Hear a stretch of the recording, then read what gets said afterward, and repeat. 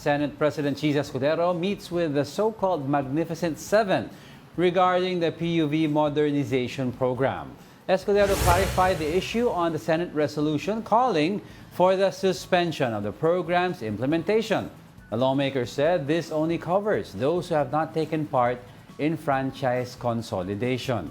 Latest data from the government shows that around 83% of jeepney drivers and operators have been consolidated. Ang layunin namin, ipagpaliban ito sa mga hindi pa handa, sa mga hindi pa tapos yung route plan, sa mga hindi pa nakukumbinsin ng gobyerno. Hindi nila dapat ipagbawal o ideklarang kolorum itong mga rotang ito na hindi pa nagko-comply. Ipagpapatuloy namin ang nauna na kaming tumaya at yung mga hindi tumaya ay kailangan paliwanagan lamang ng ating kagawaran ng DOTR at ng ating Pangulo ng Senado. Kakausapin ngayon dalawang grupo para lubos pa nilang maunawaan kung ano pa ang dapat nilang gawin.